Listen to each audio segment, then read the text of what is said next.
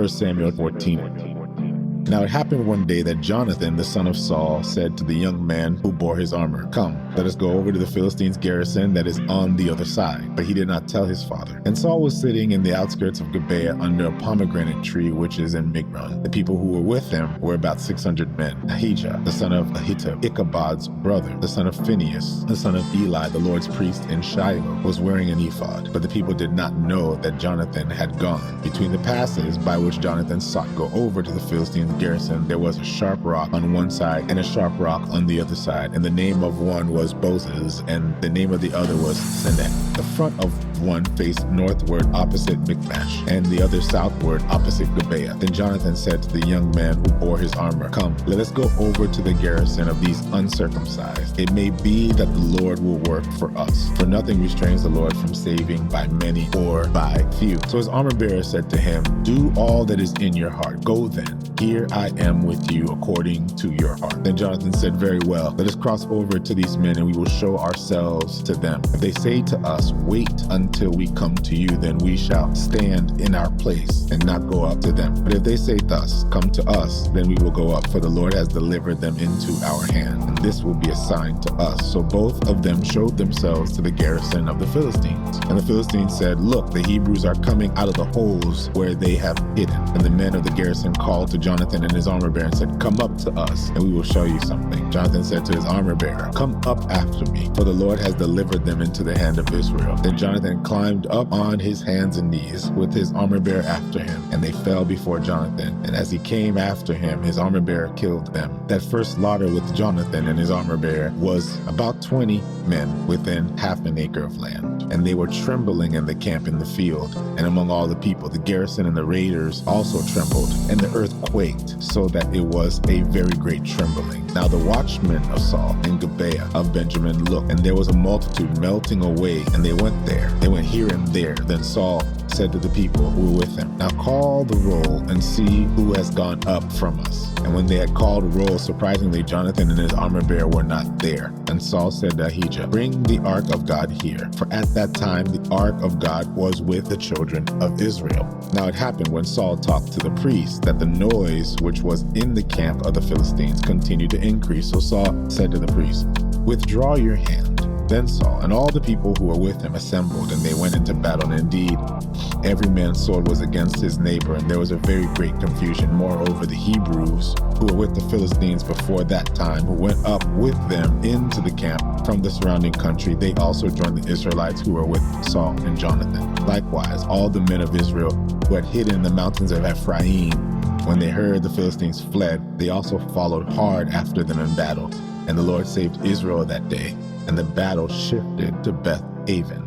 Verse 24, and the men of Israel were distressed that day, for Saul had placed the people under oath, saying, "Cursed is the man who eats any food until evening, before I have taken vengeance on my enemies." So none of the people tasted food. Now all the people of the land came to a forest, and there was honey on the ground. And when the people had come to the woods, there was honey dripping. But no one put his hand to his mouth, for people feared the oath. But Jonathan had not heard his father's charge with the people with the oath. Therefore he stretched out the end of the rod that was in his hand and dipped it in the honeycomb, and put his hand to his mouth, and his countenance brightened. Then one of the people said, "Your father strictly charged the people with the oath, saying, 'Cursed is the man who eats food this day,' and the people are faint." But Jonathan said, "My father has troubled the land. Look now, how my countenance has brightened, because I tasted a little of this honey. How much better if the people have eaten freely today of the spoil of their enemies which they have found. For now would there not have been a much greater slaughter among the Philistines?" Now they had driven the Philistines back that day from Michmash to Ajalon. So the people were very faint. And the people rushed on the spoil, took sheep, oxen, and calves, and slaughtered them on the ground, and the people ate them with the blood. Then they took Saul, saying, "Look, the people are sinning against the Lord, eating with the blood." So he said, "You have dealt treacherously. Roll a large stone to me this day." Then Saul said, "Disperse yourselves among the people, and say to them, 'Bring me here every man's ox and every man's sheep, slaughter them here, and eat, and do not sin against the Lord by eating with the blood.' One of the people brought his ox with him that night and slaughtered it there. And Saul built an altar to the Lord. This was the first altar that he built to the Lord. Now Saul said, "Let us go down after the Philistines by night, and plunder them until the morning light, and let us not leave a man of them." And they said, "Do do whatever seems good to you. Then the priest said, let us draw near to God. So Saul asked counsel of God, shall I go down after the Philistines? Will you deliver them into the hand of Israel? But he did not answer him that day. And Saul said, come over here, all you chiefs of the people, and know and see what this sin was today. For as the Lord lives, who saves Israel, though it be in Jonathan my son, he shall surely die. But not a man among all the people answered him.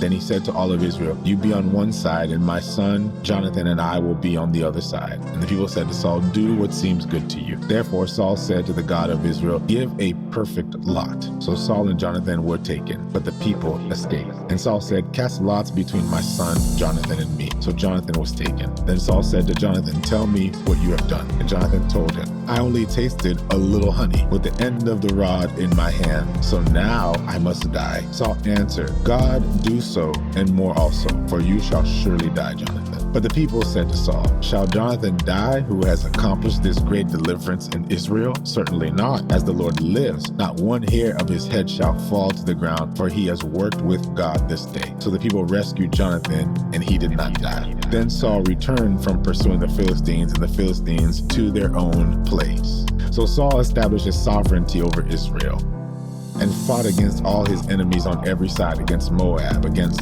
the people of Ammon, against Edom, against the kings of Zobah, and against the Philistines. Wherever he turned, he harassed them. And he gathered an army and attacked the Amalekites and delivered Israel from the hands of those who plundered them. The sons of Saul were Jonathan, Jeshui, Malchishua, and the names of his daughters were these. The name of the firstborn was Merab, and the name of the younger was Michal. The name of Saul's wife was Ahinoam, and the daughter of Ahimaaz. And the name of the commander of the army was Abner, the son of Ner, Saul's uncle. Kish was the father of Saul, and Ner was the father of Abner, who was the son of Abiel. Now there was fierce war with the Philistines all the days of Saul. And when Saul saw any strong man or any valiant man, he took for himself.